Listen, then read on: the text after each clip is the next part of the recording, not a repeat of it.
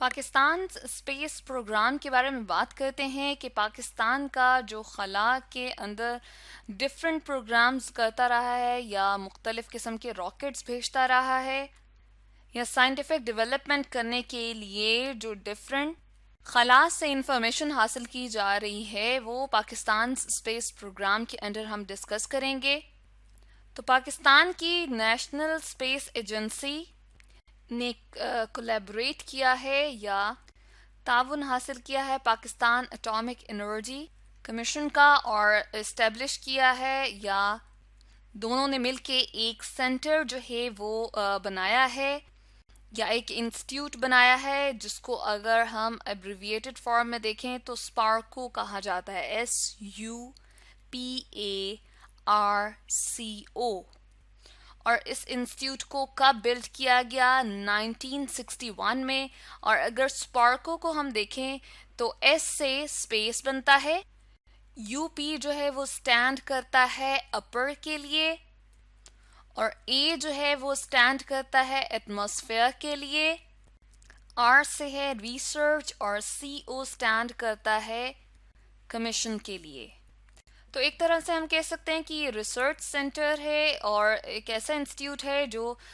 کیا کرتا ہے، اپر ایٹماسفیئر اسپیس کا جو پارٹ ہے اس کے اندر تمام ہونے والے چینجز کو آبزرو کرتا ہے۔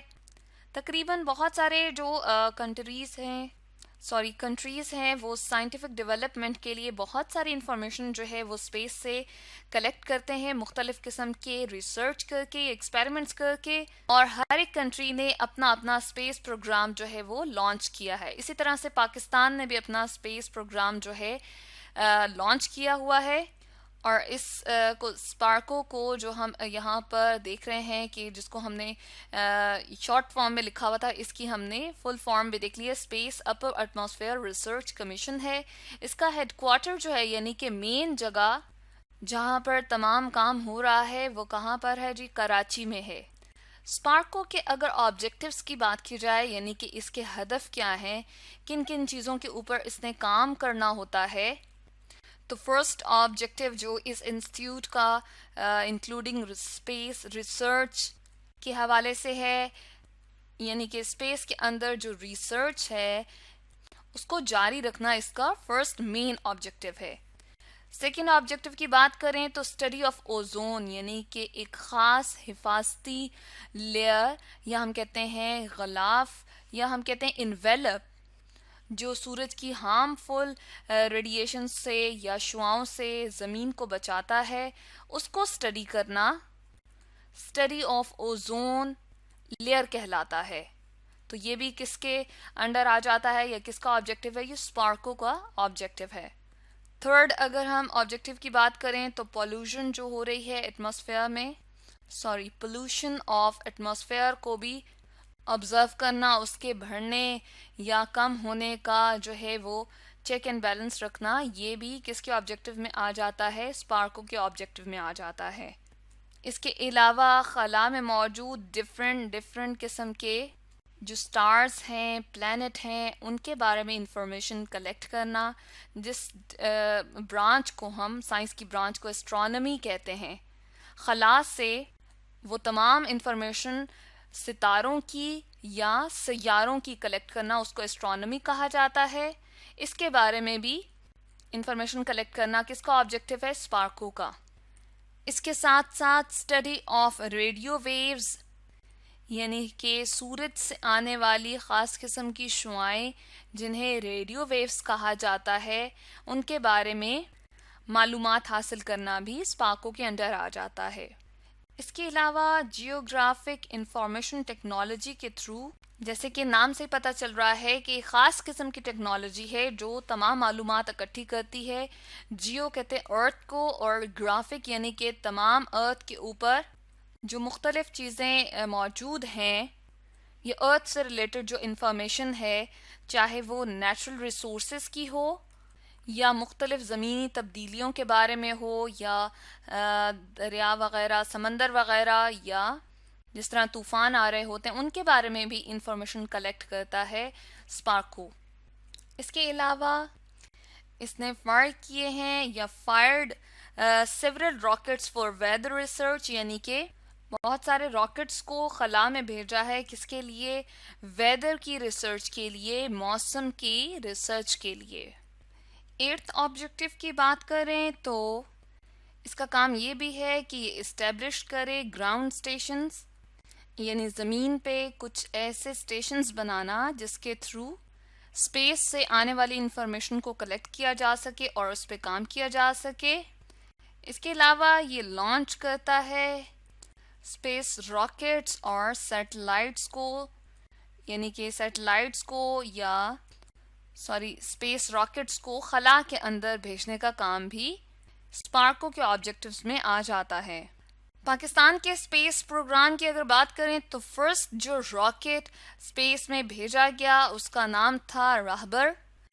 اور یہ 7 جون 1962 میں بھیجا گیا، اور جب سے ہی پاکستان کا اسپیس ایرا یا اسپیس پروگرام جو ہے وہ سٹارٹ ہو گیا، اور اس کے ساتھ ساتھ بہت ساری اسپیس ریسرچ بھی جو ہے وہ سٹارٹ کی گئی، اور اب تک مور دین 200 راکٹس جو ہیں وہ لانچ کیے جا چکے ہیں اسپیس کے اندر، یعنی کہ اسپیس کے اندر بھیجے جا چکے ہیں ڈفرینٹ اسپیس کی انفارمیشن کو کلیکٹ کرنے کے لیے، جو کہ ہوور کر رہے ہیں یا گھوم رہے ہیں، آربٹ کر رہے ہیں زمین کے ارد گرد تقریباً 20 کلومیٹر سے لے کر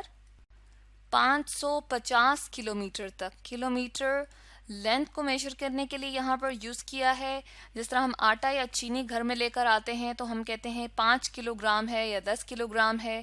تو اس کو میجر کرنے کے لیے یا اس کے وزن کو میجر کرنے کے لیے ہم نے کلو گرام یوز کر لیا ہے، تو یہاں پر کلومیٹر جو ہے وہ ہائٹ کو یا لینتھ کو میجر کرنے کے لیے، لمبائی کو میجر کرنے کے لیے کہ کہاں سے کہاں تک یہ جو راکٹس ہیں وہ موو کر رہے ہیں ارتھ کے اراؤنڈ۔ اور ان کا فنکشن کیا ہے؟ یہ بہت ساری ویدرک انفارمیشن اور اس کے علاوہ اسپیس سے ریلیٹڈ سائنٹیفک انفارمیشن کو کلیکٹ کرتے ہیں۔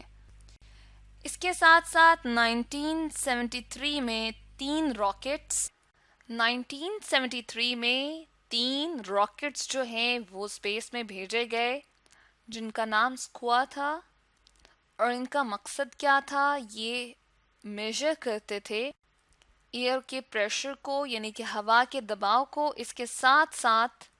ان کا فنکشن یہ بھی تھا کہ ٹیمپریچر کو میجر کریں۔ اسپارکو کے 2 اور اسٹیشنز جو ہیں،